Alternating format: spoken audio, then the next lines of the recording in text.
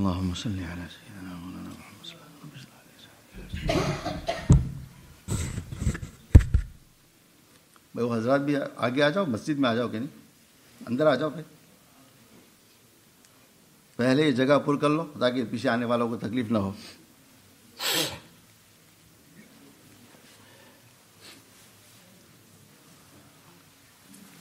اللہ الحمد للہ وکفا وسلام علی عبادہ الذین اصطفیٰ، اما بعد.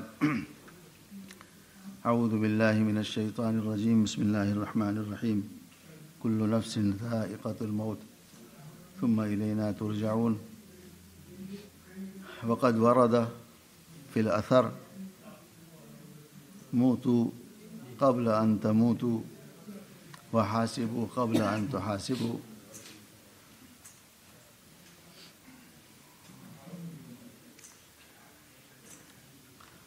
ہر وقت آدمی کو موت کی تیاری کرنی چاہیے. ہر وقت دیکھو کتنی موت کی خبریں آ رہی ہیں ہمارے سامنے. جنازے اٹھ رہے ہیں. قریب کر لو.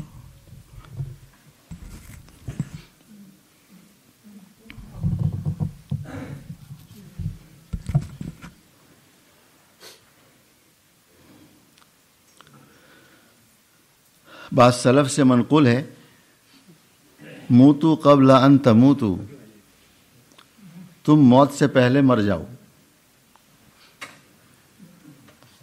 وحاسبوا قبل ان تحاسبوا، تمہارا حساب ہوا نا قیامت کے دن، اس سے پہلے اپنا محاسبہ کرو، اپنا حساب خود لو. کیا مطلب موت سے پہلے مر جاؤ؟ آدمی کوئی مر نہیں سکتا، موت تو وقت پر ہے. علماء لکھتے ہیں اس کے دو مطلب ہے. موت سے پہلے مر جاؤ یعنی موت سے پہلے اپنی تمام ناجائز خواہشوں کو مار دو.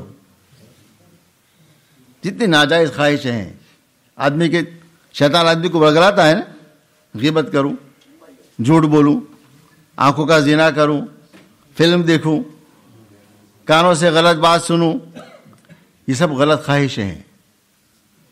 اس سے پہلے کہ موت آ جائے اپنی ان غلط خواہشوں کو مار دو اور اپنا محاسبہ خود کرو. کل اللہ ہمیں پوچھے گا ہم رات کو اپنا محاسبہ خود کیا کرے کہ آج دن میں نے کیسا گزارا. یہ ہے موتو قبل ان تموتو، موت سے پہلے مر جاؤ. ہر وقت آدمی کو موت کی ہر وقت تیاری رکھنی چاہیے. ہر وقت. ایک محدث گزرے ہیں عبد الرحمن، بڑے محدث بھی ہیں، بڑے عالم بھی ہیں.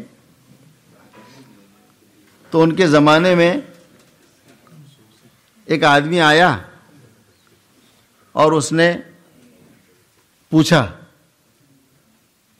اس نے یہ پلان بنایا کہ میں اس زمانے کے سارے بڑے بڑے علماء، نیک بزرگوں سے ملوں اور ان سے پوچھوں کہ حضرت اگر آپ کو پتہ چل جائے کہ آپ کی زندگی کا یہ آخری دن ہے، کل آپ کو مرنا ہے، تو آج آپ کیا کام کریں گے؟ اس کے ذہن میں تھا کہ نیک لوگ، اللہ کے ولی لوگ ایسا عمل کوئی بتائیں گے جو بہت قیمتی ہوگا تو میں وہ عمل کر لوں. تو بہت سو کے پاس گیا، سب نے اپنے اپنے مطابق رائے دی، فلاں عمل. تو حضرت عبد الرحمن کے پاس آیا، کہنے لگا حضرت میں آپ سے ہی معلوم کرنا چاہتا ہوں اگر آپ کی زندگی کا آخری دن آپ کیا عمل کریں گے؟ فرمایا جو روزانہ کے معمولات ہیں اس میں ایک ذرا بھی اضافہ نہیں کر سکتا. فرمایا کیوں؟ کہا میں نے اپنی زندگی کا نظام بنا لیا ہے کہ ہر دن میرا آخری دن ہے. میں روزانہ صبح اس حال میں کرتا ہوں کہ میرے ذہن میں یہ ہے میرے زندگی کا آخری دن ہے، مجھے کیا کرنا ہے. تو میں نے جو نظام بنا لیا ہے پہلے سے کہ آخری دن میں کیا کریں وہی کروں گا، اس میں ذرہ برابر گنجائش نہیں بڑھاؤں میں. اتنا استحضار تھا اپنا کہ مجھے اللہ کے سامنے جانا ہے، موت آنی ہے، آخری دن ہو سکتا ہے آج میرا، ہمارا بھی ہو سکتا ہے، کس کی گارنٹی ہے؟ پتہ نہیں ہم جمعہ پڑھے کہ نہیں، عصر پڑھے کہ نہیں. ہمیں شیطان کیا بہکاتا ہے یہ جنازہ تو فلاں کا ہے، تم تو ابھی زندہ ہو. ہمیں شیطان یہ بہکاتا ہے. اس لیے ہماری امیدیں ہیں بہترین گھر بناؤں، بہترین گاڑی لوں، بہترین انکم کروں، تجارت اعلیٰ سے اعلیٰ ہو جائے. سب جائز ہے، کوئی حرج کی بات نہیں. حلال آدمی تجارت کرے، ایک بھی کروڑوں کمائے، زکات ادا کر دے، قربانی کر لے، حج کر لے، صدقہ فطر ادا کر دے، کروڑوں کماؤ، کوئی مسئلہ نہیں ہے. اسلام کمانے سے نہیں روکتا. گھر بنا وہ اللہ نے مال دیا ہو، کوئی بات نہیں. اللہ نے مال دیا، آرا سواری لے، کوئی بات نہیں. سب جائز کام ہے، مگر ان امیدوں میں اللہ کا حکم نہ ٹوٹے. آج مسلمان ایسے ہیں جو ہفتہ ہفتہ مسجد کو نہیں دیکھتے. ہفتہ ہفتہ صبح سے اٹھا ہے کام شام تک، صبح اٹھا کام پر رات کو سویا، صبح اٹھا کام رات کو سویا. یہ زندگی ہے کوئی؟ صبح ہوئی شام ہوئی زندگی ہوئی تمام ہوئی. کیا زندگی ہے ہماری جس میں اللہ یاد نہ آئے آدمی کو، نماز کی توفیق نہ ہو، دعا کی توفیق نہ ہو، اللہ کے احکام پورے نہ ہو. امت کے کتنے مالدار لوگ جنہوں نے حج نہیں کیا، حج نہیں کر سکے. غفلت میں اللہ نے اس ملک میں مال دیا ہے، سہولتیں دی ہے، حج کی توفیق نہیں. کیا فرمایا؟ جو آدمی حج نہ کرے، چاہے یہودی ہو کر مرے چاہے نصرانی ہو کر. من ترک الصلاۃ متعمدا فقد کفر. جو آدمی جان بوجھ کر ایک نماز چھوڑ دے، تحقیق کہ وہ کافر ہو گیا. یہ حدیث ہے، میرا قول نہیں ہے، یہ اللہ کے نبی صلی اللہ علیہ وسلم کا ارشاد ہے. یہ جان بوجھ کر ایک نماز آدمی چھوڑ دے، بہت بڑا کبیرہ گناہ ہے. علماء لکھتے ہیں ایک نماز جان بوجھ کے قضا کر دی، چھوڑ دی، زندگی بھر نفلیں ادا کرتا رہے، وہ زندگی کی نفلیں اس ایک نماز فرض کا مقابلہ نہیں کر سکتی. ایک نماز کا ہر وقت آدمی ہر وقت تیار رہے کہ آج میری موت آ سکتی ہے. اللہ اکبر. ہارون رشید بڑا بادشاہ گزرا ہے نا، سب نے نام سنا ہے. بادشاہوں کا مزاج بھی عجیب ہوتا تھا، کسی کو مار دیا، کسی کو قید کر دیا. نیکی بھی بہت کرتا تھا وہ.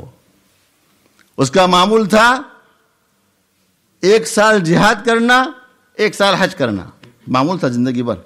کسی بادشاہ نے اتنا حج نہیں کیا جتنا ہارون رشید نے کیے. اتنا حج کیا اس نے، اور حج بھی ایسا کیا بادشاہ ہے باوجود مکہ معظمہ سے پیدل چلا عرفات تک، پیدل. عظمت تھی حرم کی.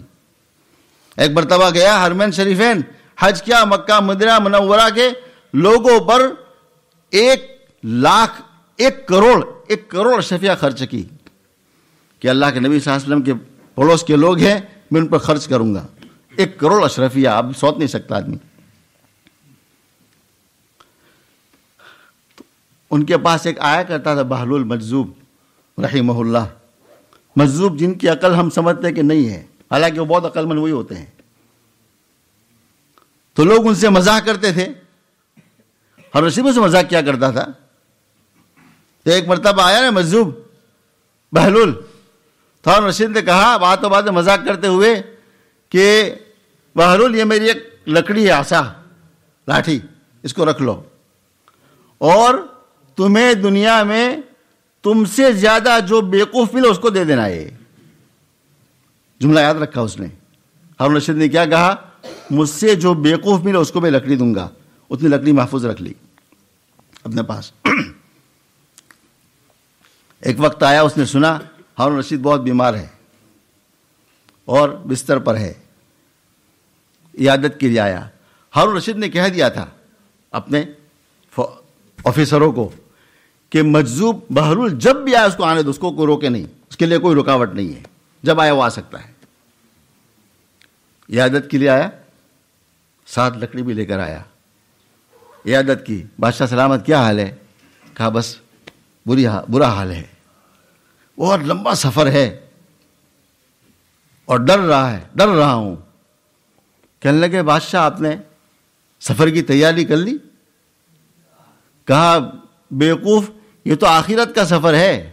کہا اسی لیے پوچھ رہا ہوں، تم کہہ رہو لمبا سفر ہے، تو لمبے سفر کے لیے کیا تیاری کی؟ کہا کچھ نہیں کر سکا. کہا واپس کب آؤ گے؟ وہ کہا بیوقوف وہاں سے واپس نہیں آتا. کہا واپس نہیں آؤ گے؟ کہنے لگے دیکھو بادشاہ سلامت، تم جب چھوٹا چھوٹا سفر کرتے تھے، مہینے کا 2 مہینے کا، تو پہلے سے تمہاری فوج وہاں پہنچتی تھی، کھانے کے سامان پہنچتے تھے، تمہاری سواریاں پہنچتی تھی، اور تمہارے ساتھ لاو لشکر ہوا کرتا تھا، جبکہ تو واپس آنا بھی ہے۔ اب تمہیں لمبا سفر، واپس آنے کی امید بھی نہیں، تو تم نے کیا تیاری کی اس کے لیے؟ کہا کچھ نہیں۔ وہ لکڑی اٹھائی، کہا یہ لے لو۔ تم نے مجھ سے کہا تھا کہ بہلول تم سے زیادہ جو بیوقوف ملے نا اس کو لکڑی دینا، میرے سے زیادہ بیوقوف مجھے تم ہی ملا، کوئی نہیں ملا۔ تم چھوٹے چھوٹے سفر کے لیے کتنی تیاریاں کرتے تھے، کتنا اسباب اختیار کرتے تھے، اتنا بڑا سفر ہے کوئی تیاری نہیں، تم سے بڑا بیوقوف کون ہے؟ یہ بہلول کا جملہ ہارون رشید کے لیے نہیں، یہ ہم سب کے لیے ہے، ہم سب اس میں شامل ہیں۔ ہم سب، ہمیں ایک سفر کرنا ہو، پاکستان جانا ہے، انڈیا، عمرہ، ہم پہلے کیا کرتے ہیں؟ ویزا، ہوٹل، پیسہ، سامان، سلکیس، کتنی تیاریاں کرتے ہیں۔ چھوٹے سفر، ہفتے کا سفر، 2 ہفتے کا سفر، اور ہمارے سامنے سفر کون سا سفر ہے؟ اس کے بعد واپس کوئی نہیں آنا ہے، آگ بند ہوئی، ختم، کوئی پرسان حال نہیں۔ سارے بیٹے، شوہر، بیوی، سب بھائی بہن غسل دفن کرا کر قبر میں چھوڑ دیں گے۔ وہ قبر کیا ہے؟ وہ قبر کہتی ہے روزانہ انا بیت الوحدہ، سن لو میں تنہائی کا گھر ہوں، انا بیت الوحشہ، میں گھبراہٹ کا گھر ہوں، فضا کا، یہاں کوئی کسی کے کام نہیں آئے گا سوائے اعمال کے۔ ہم نے اس کے لیے کیا تیاری کی؟ ہم سب اپنے آپ ہم سب بیوقوف ہیں، ہارون رشید بیوقوف، ہم سب بیوقوف ہیں۔ ہم نے کیا تیاری کی آخرت کے لیے؟ دنیا کی تمنائیں، دوڑ لگی ہے، دنیا کے لیے دوڑ لگی ہے، آخرت کا کوئی استحضار نہیں۔ مال کے لیے لڑائی، بھائی بہنوں میں اختلاف مال کے لیے، بھائی بھائیوں میں اختلاف مال کے لیے، ماں بیٹی میں اختلاف مال کے لیے، سب مال چھوڑ کے یہیں سے جانا ہے۔ کام کیا آئے گا؟ جو ہم نے آگے بھیجا ہے، کچھ کام نہیں آنا بس۔ یہ ہمارے شاہ صاحب کی گھر والے انتقال کرے، اللہ ان کو غنی کی رحمت کرے، کیسا اللہ نے جمعہ کا دین دیا ماشاءاللہ۔ پچھلے ہفتے ہمارے یوسف بھائی کے والدہ کا انتقال ہوا، اس ہفتہ ان محلے کی 2 عورتیں جمعہ کی رات میں چل بسی۔ ہماری جب مسجد کا کام شروع ہوا تھا نا، ابھی پلان بنا تھا، تو میں نے مسجد میں اعلان، یہی پرانا کیبن تھا، یہ نہیں یہاں والا، تو میں نے مسجد میں اعلان کیا ہماری مسجد کا کام انشاءاللہ پلاننگ میں اب ہم ڈال رہے ہیں، تو میری درخواست ہے ہمارے محلے کی عورتیں بھی اپنا حصہ لگائے۔ کیا حصہ لگائے؟ اللہ نے تمہیں سونا دیا ہو 10 تولہ، 1 تولہ اللہ کے نام پر دے دو۔ یہ میں نے اعلان کیا نا، تو سب سے پہلے مجھے اس مسجد کی تعمیر کے لیے جو سونا دیا وہ شاہ صاحب کے گھر والے نے دیا۔ 2 کڑے بھیجے کہ مولوی صاحب یہ سونے کے ہیں، میں اللہ کے گھر کے لیے اس کو دے دوں۔ سب سے پہلا چندہ سونے کا یہ تھا، ان کے بعد اور عورتوں نے بھی دیا، ان کے لیے صدقہ جاریہ ہو گیا۔ کوئی ایسے کام کر جاؤ لوگ بعد میں بھی یاد کرے، کام بھی آئے۔ بہلول کی نصیحت بہت اہم نصیحت ہے۔ حضرت تھانوی رحمۃ اللہ علیہ فرماتے ہیں ہر مسلمان روزانہ اپنا مراقبہ کرے، اپنا محاسبہ کرے کہ میرا یہ آج آخری دن ہے، بلکہ یہ سوچے کہ میرا وقت ہو گیا۔ تنہائی میں سوچو، کوئی نہ ہو، فرشتہ آ گیا موت کا، میری روح قبض ہو رہی ہے، یہاں سے نکل رہی ہے، درد ہے، تکلیف ہے، دنیا کی محبت ہے، اس کا بھی غم ہے، بیوی بچوں کی محبت، جدائی کا غم، دنیا کی جدائی کا غم، اعمال کچھ نہیں، بڑی بڑی کٹھن منزلیں ہیں، روح نکل رہی ہے، روح نکل گئی، اب کیا کریں گے؟ رشتہ دار کہیں گے فلاں صاحب چل بسے، غسل کفن کی تیاری کرو، کوئی غسل دے رہا ہے۔